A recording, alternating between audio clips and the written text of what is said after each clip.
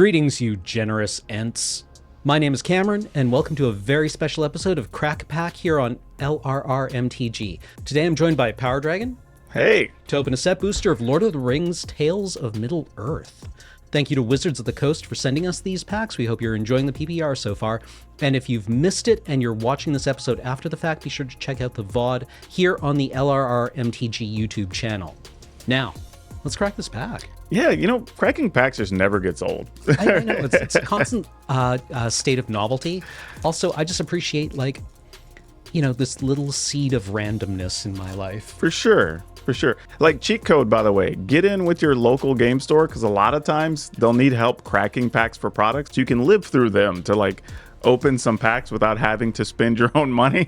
That is the biggest brain play I've heard in months. It'll help take care of you. Takes away those feel bads of just like feeling left out. You know, if your budget's tight, it's a thing you can do. But yeah, let's see what we got. Like, I actually kind of like these art cards. In this set, I think they're going to be pretty cool. Yeah, definitely. The art in this set has just been so exceptional. This is a Hobbit.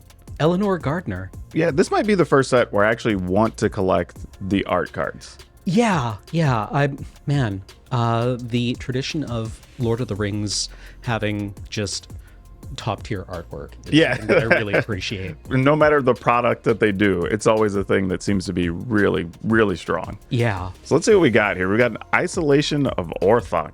That's wow. Oh, is that Gandalf at the top of Orthanc? Yeah, that's what it looks like, actually. Cool. It's like the kind of glowing little, I guess, like a shield that's going up there. That's pretty cool. Yeah. What is the flavor text? They took me and set me on the pinnacle of Orthanc. I stood alone on an island in the clouds. I had no chance of escape, and my days were bitter and cold. That's such an epic quote. Yeah.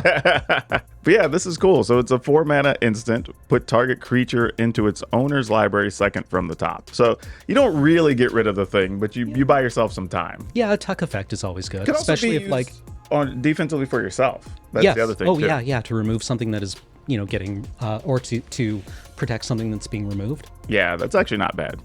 Conversely to that, we have the Fires of Orthanc. So yeah, 4 mana, so 3 colors and a red for a sorcery. Destroy target artifact or land. Creatures without flying can't block this turn. I feel like there's always red cards like this, right? Yeah, like something can't block, right? Whatever yeah, exactly. Like a falter effect is always going to be useful. I feel like that second line is really important here. Yeah. Because, you know, you'd open this and be like, oh, okay, it's a 4-mana Stone Rain or a Shatter, that's fine. But, you know, the creatures without flying can't block usually just means your opponent's dead, right? Yeah, if you're and in this set particularly, there are a lot of artifacts to target. Yeah. I mean, you could also destroy a land, I guess, but there are a lot of quality artifacts and equipment, especially, because they're all the named equipment, right, you know, the swords and stuff. So yeah, this was actually probably pretty cool. I don't mind that one. Then another red card, Smite the Deathless. So this is a 2-mana instant.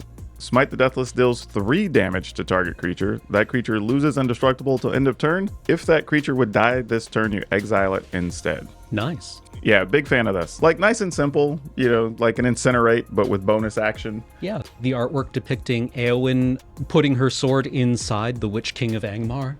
Oh, yeah. Like, again, the artwork just on every card is just so cool. Like, this is kind of a cool thing, too, that if you've not read the story, you start piecing the art together with the cards and you kind of go, oh, yeah, I totally get it. You know? Yeah. Cast Into the Fire. So another 2-mana instant. So this one you get to choose one. Have it deal 1 damage to each creature. Oh, no. 1 damage to each of up to 2 target creatures. Or exile target artifact. So it's kind of like, I mean, cast into the fire, right? Yeah, have exactly. a fire and ice, Yeah. right? I don't know what it is about bullet points, but they make me like cards so much more. Well, it's options. Yeah. That's the thing, right? When you get the modal cards. But like Fire of Orthanc, if it just had that bullet point where it was like choose one, then do this, I would probably be like, oh, cool. I'm getting that way with Commander because, you know, you only get 100 cards, but now you're starting to get to like, well, I want to add that card. So it's like, well, can I find something that does 2 or 3 things and makes room for something else? Yeah. The modal cards always really like get value in those situations. First legendary creature in the pack. So Strider, Ranger of the North, which is, you know, red-green, which I like. So that's cool. 4 mana, 4/4. Also very good. And then it has Landfall. Whenever a land enters the battlefield under your control, target creature gets +1/+1 until end of turn. Then, if that creature has power 4 or greater, it gains first strike until end of turn. That's kind of cool. Yeah, seems like a house in limited. Yeah, I could get behind this card. Like, giving something +1/+1 is already good, but the fact that you can almost guarantee your attack gets through because, give something first strike or force your opponent to double block. Yeah, that's fine too. Also being able to get value off of things like, I don't know, an Evolving Wilds on your opponent's turn. Oh, that would be good too. Yeah. That's actually kind of neat to not actually like just use it on your turn. Just like, maybe I defensively need first strike. Yeah, I mean, like it's probably not the best play, but it's definitely like, it's extant. Yeah, exactly. Oh, now we must have hit the Legends part of the pack because here's a Eowyn, Lady of Rohan. So a 3-mana 2/4 human noble. At the beginning of combat on your turn, target creature gains your choice of first strike or vigilance until end of turn. If that creature is equipped, it gains first strike and vigilance until end of turn. And equipped abilities cost you 1 less to activate. This is really good. Yeah. And I think there's a lot of decks that people are trying to play a lot of equipment now, especially from this set and the last set, introducing some extra equipment. So this is actually pretty cool to have for a few different things. Yeah, and I mean, is it other creature or target creature so she can target herself? Yeah, this is nice. And it's a 2/4, which is really hard to kill sometimes with that 4 toughness. I mean, at 3 mana, a lot of times you kind of go, there's a lot of 2/3s, there's a few 3/3s, but there's not that many with 4 toughness, which is really nice. So I like that a lot on this card. Yeah. Reprieve. We've seen this card before. 2 mana, instant, return target spell to its owner's hand. Draw a card. Love these effects. Love them. Yeah, and we've had a few different versions of this, and they're good every time. Yeah. I like this, though, because it's also like a surprise spell for a color that doesn't necessarily get counter spells. Yeah, like being able to roll out a Mana Tithe. Yeah. It's super nice. And getting a card's just a nice bonus. The Lash of the Balrog, which is probably the most simplistic piece of art we've seen so far on this, at least on the borderless version here. But it's black for sorcery. As an additional cost to cast this spell, sacrifice a creature or pay 4. Destroy target creature. Bone Splinters? Yeah, there's a few versions of these. I think we have a couple even in standard right now. There might be 2 in rotation. So yeah, this is becoming a popular option for them to want to put into sets. As a removal thing. Yeah, it might be easier to think of it as like the standard 5 mana black removal spell, but with potential other modes. For sure. Especially in this set, since you can like amass orcs or whatever, just have random things that you can effectively recreate, you know, if it goes away. Yeah. More legends here. We have Eowyn, Fearless Knight. So a different version of Eowyn. This one's 4 mana, 3/4 human knight with haste, which is pretty good stats already so far. When it enters the battlefield, exile target creature an opponent controls with greater power. Legendary creatures you control gain protection from each of that creature's colors until end of turn. Oh, yeah? Yeah, this is interesting, right? Because it says it has to be a creature with greater power. Yeah. Well, I mean, I can think of a few that would probably be good hits. Sure, I'll take something off the board with 4 power. Yeah, and the other cool thing, too, is all your other legendary creatures gain protection from that creature's colors, effectively. So that's... Yeah.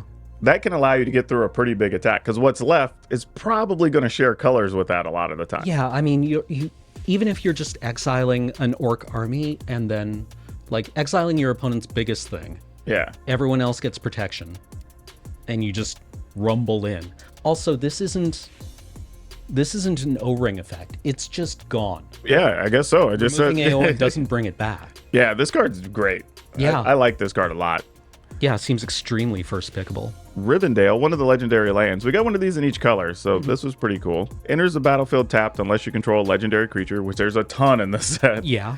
Taps for blue mana, or you can pay 2 and tap it to scry to activate only if you control a legendary creature. Love these effects. Yeah, free scry 2. Well, not free, but a cheap scry 2 every turn. It's just nice. Yeah, holding up counterspell mana and then being able to, like, generate a bit of card selection if your opponent doesn't cast anything. Yeah, and the other thing too is it's not as a sorcery, because I feel like we've been getting that tagged onto a lot of cards of just like, oh, it has to be done at sorcery speed. This one just like, okay, well, you can use it or not, and you can just use it at the end of the turn. Also, like there does seem to be a sub-theme with the elves in this set that they interact with scrying.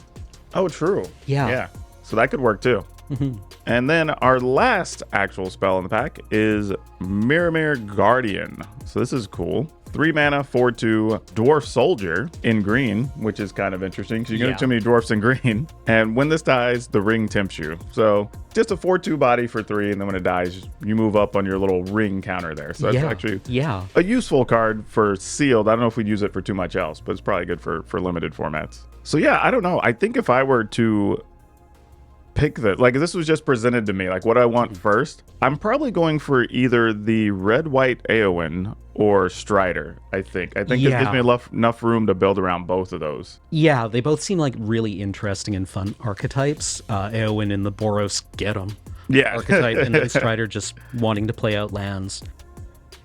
Yeah, I think I would have a hard time arguing against either of those picks. I think for me, what makes Eowyn so good is the fact that could be a game ender. Yeah. Right? Like if you just remove their biggest thing and at least 2 or 3 more of your creatures are just going to be able to get through effectively unblocked, like that's pretty powerful. Yeah, well, especially because Boros or red-white decks are going to be applying a lot of early pressure. For sure. So an opponent might think they can run out something big to stabilize, and then Eowyn just like ends that plan on turn 4, and then probably you're able to swing in for like 6 or 7 or 8. Yeah, I have to admit, like, this is actually, even though it's not a collector booster, like this is actually still a pretty interesting opening experience, right? Because they still had borderless cards in here. Like just going through and looking at the artwork and like kind of reliving the story and piecing things together is actually really well done, even for just a set booster. I'm really impressed with that. Yeah, no, this feels nice. Once again, thank you to Wizards of the Coast for sending us these packs, and hope you're having a good time at the PPR. If this is on after my match, you probably just watched me get theatrically dumpstered, which, I enjoy doing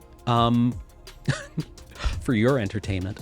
And if you have missed it and you're watching this after the fact, be sure to check out the VOD on our channel over at LRRMTG on YouTube. Oh, and before we go, PowrDragn, where can people find you? Oh man, just about everywhere at PowrDragn. Spelled funny, it's PowrDragn. But yeah, I literally put up content every day. So if you want some entertainment, come follow me. All right. Well, thank you very much, and we will see you probably instantly.